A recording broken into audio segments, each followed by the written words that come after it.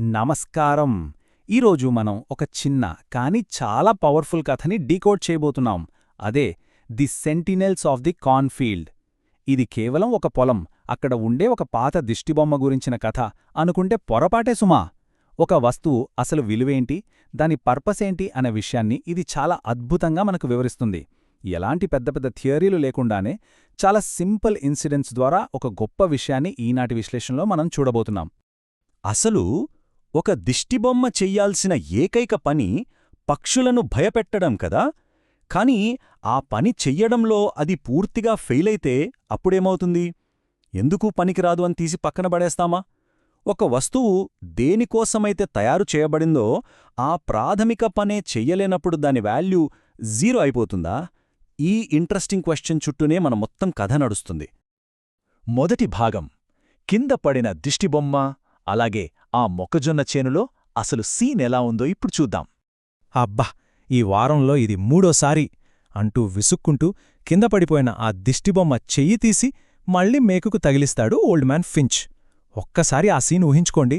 ఆ దిష్టిబొమ్మ ఎంత పాతబడిపోయిందంటే కనీసం తన కాళ్లమీద తాను నిలబడే స్థితిలో కూడా లేదు. ఫించ్ అలా గొనుగుతున్నాడంటేనే మనం అర్థం చేసుకోవచ్చు ఆ దిష్టిబొమ్మ తన డ్యూటీలో ఎంత ఘోరంగా విఫలమవుతుందో.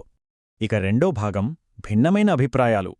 సిటీ లాజిక్కి మన గ్రామీణ ప్రాంతాల ఎమోషన్కి మధ్య ఉన్న డిఫరెన్స్ ఇక్కడ స్పష్టంగా కనిపిస్తుంది. ఇక్కడ మనకు రెండు డిఫరెంట్ మైండ్ సెట్స్ కనిపిస్తాయి. సిటీలో పెరిగిన మనవడు లియో ఆలోచన ఒకలా ఉంటే, ఊర్లో ఉండే తాత ఫించ్ ఆలోచన విధానం మరోలా ఉంటుంది. ఏదైనా పని చేయకపోతే వెంటనే కొత్త టెక్నాలజీ వాడాలి అనేది లియో లాజిక్. అందుకే ఈ బొమ్మ దండగ తాత పక్షుల్ని భయపెట్టడానికి ఒక క్రో కాలర్ కొందామంటాడు. అంటే పనికిరాని దాన్ని తీసి పారేయాలన్నమాట. కాని తాత ఫించ్ రియాక్షన్ కంప్లీట్గా వేరు. ఆ దిష్టిబొమ్మ వంకరతల నిమురుతూ, పాపం అది తన వంతు ప్రయత్నం చేస్తోందిలే అని ఎంతో ఓర్పుగా అంటాడు. చూసారా, ఫించ్కి అది కేవలం ఒక ప్రాణంలేని వస్తువు కాదు, తన వ్యవసాయంలో అది కూడా ఒక భాగమే. ఆ బొమ్మ పట్ల ఆయనకున్న ఎమోషన్ని ఇది అద్భుతంగా చూపిస్తుంది. ఇప్పుడు మూడో భాగం, వేసవి తుఫాను దాడి. కథలో అసలైన టర్నింగ్ పాయింట్, ఆ అనుకోని సంఘటన ఇక్కడే జరుగుతుంది. అంతా ప్రశాంతంగా ఉందనుకునే లోపే వాతావరణం సడన్గా మారిపోయింది. ఒక్కసారిగా ఒక వేసవి తుఫాను ముంచుకొచ్చింది. ఆ కంగారులో ఫించ్ బురదలో జారిపోవడం, టప్పుమని అతని మోకాలు ఎముక విరిగిపోవడం అంతా క్షణాల్లో జరిగిపోయాయి. సరే, వెంటనే ఎవరికైనా కాల్ చేసి హెల్ప్ అడుగుదామని మనవడు లియో ఫోన్ తీస్తే అందులో కనీసం సిగ్నల్ కూడా లేదు. జస్ట్ ఆలోచించండి, బయట ప్రపంచంతో కాంటాక్ట్ కట్టయిపోయింది. కళ్ల ముందేమో తాత నొప్పితో ప్రాణాలు వదులుతున్నాడు. ఏం చెయ్యాలో పాలుపోక లియోకి బ్లాంక్ అయిపోయింది. తర్వాత ఏం జరిగిందంటే, నాలుగో భాగం, ఎడతెగని అరుపులు. ఎటువంటి ఆశలేని ఆ భయంకరమైన సిచ్యువేషన్లో ఒక ఊహించని జోక్యం జరుగుతుంది. అసలు ఎవరూ ఎక్స్పెక్ట్ చేయని విధంగా ఆ పొలానికి విలన్లు అనుకునే కాకులు సడన్గా సీన్లోకి ఎంటరయ్యే. ఒక్కటి కాదు, రెండు కాదు, ఏకంగా డజన్ల కొద్దీ కాకులు వచ్చి కంచెమీద, ఇంటి పైకప్పుమీద వాలై. ఇంకో విచిత్రమేంటంటే, ఆ కింద పడిపోయిన దిష్టిబొమ్మ భుజాలమీద కూడా వాలై. నార్మల్గా అయితే దిష్టిబొమ్మను చూసి పక్షులు భయపడి పారిపోవాలి కదా. కాని ఇక్కడ సీన్ రివర్స్.